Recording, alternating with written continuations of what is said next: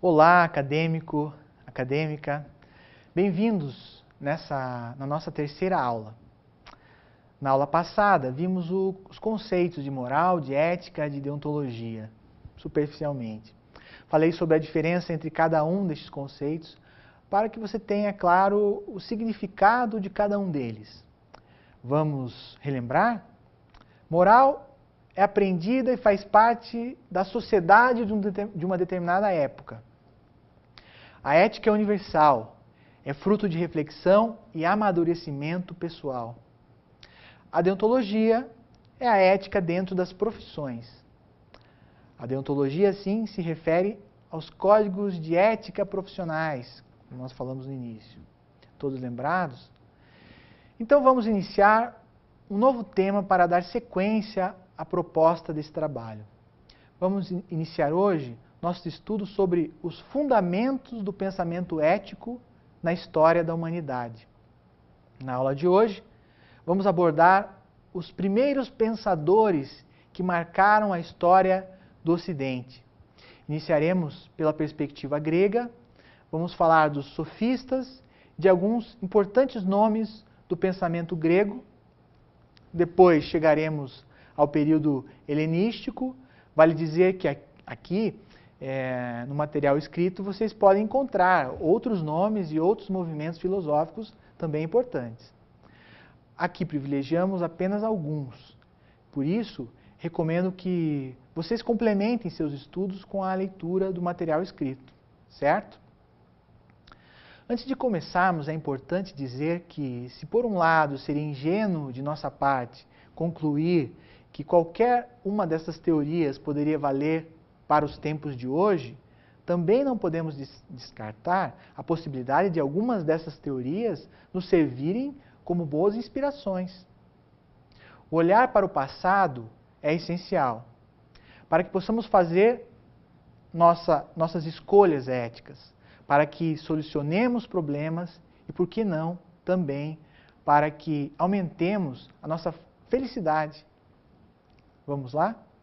Os primeiros documentos sobre ética encontrados na história da humanidade são os escritos dos gregos antigos. Foi a partir do período grego que a ética foi evoluindo e tendo diferentes aspectos. Cada pensador, cada movimento, a seu tempo e sociedade, abordou a ética com seu olhar distinto, de sua perspectiva. Importa para nós estudarmos estas perspectivas para que tenhamos uma visão geral da evolução da ética até chegar em nosso tempo. Quanto aos antigos gregos, eles são muito importantes ao nosso estudo porque são considerados patronos da filosofia. Vamos começar pela antiguidade, pela ética grega. Os pais da ética foram os gregos, porque até então existia só a moral. No momento em que os gregos inventaram a política e a democracia, criaram a polis, que seria cidade ou estado, e como era algo novo, teriam que administrar. Os filósofos começaram a pensar em como iriam regulamentar os comportamentos dentro da polis. Até então, a moral era regulada pela vida privada, certo? Vamos diferenciar aqui a polis do coletivo com a vida privada. Era regulada pela vida privada, pelas famílias. Então tiveram que pensar de que maneira mais abrangente e como os comportamentos interpessoais deveriam ser regulados dentro da polis. A ética dos gregos dava ênfase ao coletivo, certo? E estava vinculada à política. Os sofistas, nos movimentos filosóficos, trabalhavam mais com a moral. Achavam que a moral poderia vir com a virtude, com as virtudes. Achavam que a virtude não poderia ser ensinada, que somente poderia ser adquirida pela reflexão pessoal. Percebam que foi desta mesma forma que definimos a ética na aula anterior. Por causa dessa proximidade com a ética, que os sofistas importam especialmente para nós neste momento inicial, desse estudo do pensamento ético. Vejam, para os sofistas, Ainda não era de ética que falavam, era de moral. Mas esta moral, para eles, era carregada de um conceito ético. O filósofo Sócrates já veio querendo saber como seriam as relações dentro da cidade de Atenas. Queria saber como era este coletivo. Sócrates foi considerado o primeiro a pensar abstratamente sobre o conceito de ética. Tinha um método especial, chamado maiêutica, que em grego significa parir. Ele ia perguntando coisas para as pessoas, perguntando, até que as próprias pessoas encontrassem as respostas. Dizia que o saber fundamental é o saber a respeito do homem. Disse a célebre frase, conhece-te a ti mesmo. Sócrates afirmava que a verdade habita no fundo de nós e cada um de nós pode descobrir a verdade por meio da introspecção e do diálogo. O grande ensinamento deixado por Sócrates foi de que ele deixou bem claro que a bondade, o conhecimento e a felicidade se entrelaçam. Disse que se a pessoa quiser ser feliz, precisa ter conhecimento e bondade. Este foi o começo de uma ética. Platão, conhecido de todos, já foi totalmente político. Afirmou que a ética se relaciona com a política. A ética dele está vinculada a como conviver numa polis. Ele escreveu seu livro A República, que é célebre, que é um livro utópico. Mas neste livro, Platão diz direitinho como devem estar organizadas as instituições, como os cidadãos deveriam trabalhar e tudo mais dentro da polis. Ele deixa bem claro que não podemos nos importar com nossas paixões. Devemos seguir a razão e desprezar os instintos, as paixões, porque somos racionais. Devemos usar a razão para controlar os pensamentos. Ele ficou conhecido por apresentar o conceito de que temos dois mundos. Um, o mundo das ideias, o mundo ideal, e o outro, o mundo real. O mundo das ideias imutáveis era onde existiam as coisas eternas, inatingíveis, belas por si mesmas, perfeitas. O mundo real, por sua vez, seria uma réplica disso, uma réplica mal feita. O mundo construído por réplicas de ideias perfeitas. Vocês devem conhecer a metáfora da caverna de Platão. Nessa história, os dois mundos são exemplificados ali. A sombra, o mundo real, o mundo real era a sombra do mundo ideal. Aristóteles usava mais a palavra ética para diferenciar de moral. Dizia que o bom para todo mundo é a felicidade. Para isso, sua ética fica conhecida como eudemonismo, que significa a felicidade no exercício da razão e da inteligência teórica. Existe um saber universal válido. Acreditava que existisse uma moral universal. Já vimos que não existe moral universal, que a moral é relativa a uma cultura. É com a razão que devemos fundamentar as normas e costumes morais.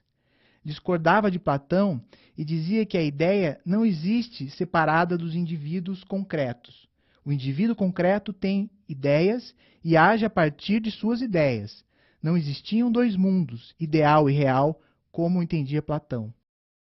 Para Aristóteles, é preciso algumas condições para sermos felizes. Dizia que temos atos que deveriam ser tratados pela razão para que virassem hábitos. Esses hábitos, se fossem intensificados, poderiam se tornar virtudes. Pelo exercício, você consegue chegar à virtude, dizia Aristóteles. Como um pintor, por exemplo, que treina todo dia e consegue chegar a compor sua obra-prima. A principal virtude apontada por Aristóteles é a prudência, que é o meio termo. Um exemplo deste meio termo é a justiça. A justiça aristotélica seria o meio termo entre o egoísmo puro e o cuidado com os outros. Se tivermos este meio termo, estaremos praticando a justiça.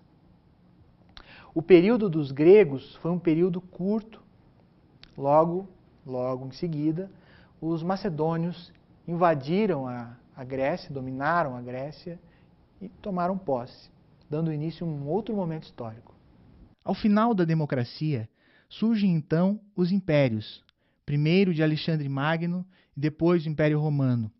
Acabou a democracia e o império tomou posse. A preocupação da ética com o espaço público deixa de fazer sentido. A ética, que havia sido criada para fazer parte da democracia, deixa de se preocupar com a polis, porque não faz mais sentido se preocupar com ela no cenário de império. Então, começam a direcionar o pensamento para outro lado, e a ética passa a cuidar do ser humano, na ética para o indivíduo. A ética, então, passa do espaço público para o espaço privado. Espaço privado é o espaço da família, onde o chefe da família é quem manda. Sábio, então, passa a ser quem vive de acordo com a natureza. A natureza manda e, imitando a natureza, seremos felizes. Os estoicos, por sua vez, outro movimento historicamente do mesmo período, também acreditavam que devemos buscar felicidade guiada pela razão. Mas, diferente dos demais, eles acreditavam que tinha um plano superior, como um grande Deus, uma divindade. Acreditavam que éramos regidos por um ser maior que nós. Achavam que não existia nem liberdade nem acaso. Não viviam na polis, viviam como cidadãos do cosmos.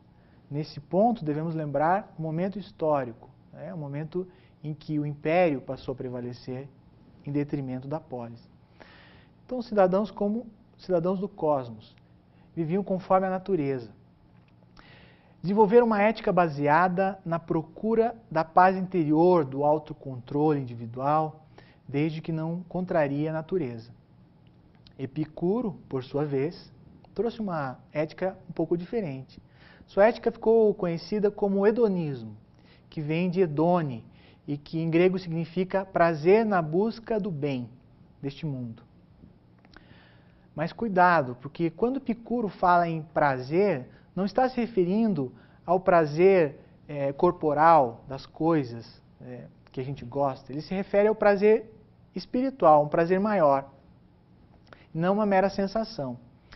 O prazer seria contemplar obras de arte, ter conhecimento, estudar, buscar verdades. Isto era o prazer. E este prazer todos deveriam ter, buscar. Diz que a ética deve ser feita dentro de cada um.